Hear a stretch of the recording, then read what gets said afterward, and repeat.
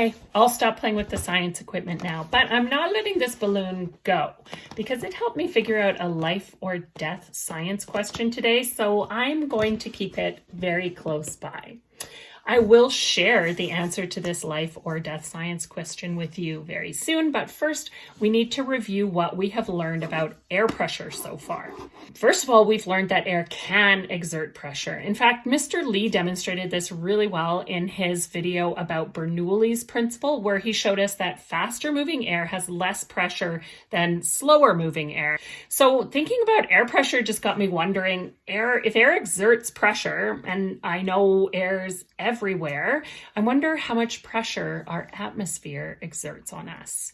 So I looked it up and I just about had a panic attack because I discovered that our atmosphere exerts 1 kilogram of pressure for every square centimeter. Now that might sound meaningless at first, but think about it. Look at this. This is our graph paper that we use for math, and it is a 1 centimeter grid. So each one of these squares, they are small, look at it compared to the size of a pencil or by hand. Each one of these squares has 1 kilogram of air pressing down on it just from our atmosphere. So I immediately jumped to wondering how many square centimeters my body was. Like there's a lot of squares on this piece of paper, so how many are on my body? Take a second and estimate how many square centimeters do you think the surface area of your body is? It's for sure in the thousands, right? For myself, I estimated around 16,000 square centimeters was my surface area. So that means right now there are 16,000 kilograms of air pressing down on me. For perspective, that is about the weight of a school bus. So I'm basically being squashed by the weight of a school bus at all times just by the atmosphere. Now, I don't know about you, but that seems dangerous. If you dropped a school bus on me, forget it. I'd be a pancake. Bye-bye, Miss Clark. That would be the end of me. So then I started wondering if there's basically a school bus worth of air pressure on me all the time. How am I not dead? Well, here's where one really cool feature of air pressure becomes very important to understand. Air exerts pressure in all directions equally.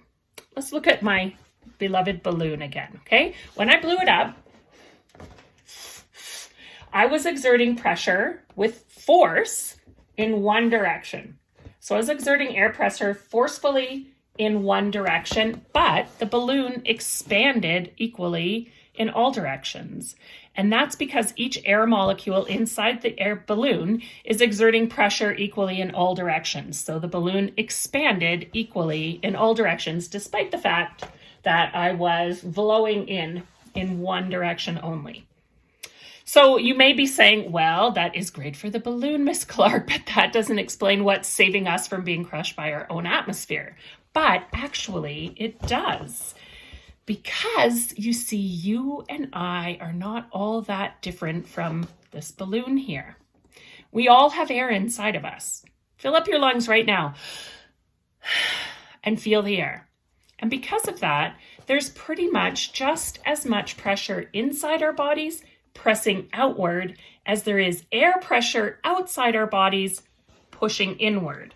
So that creates a state that we science nerds call equilibrium.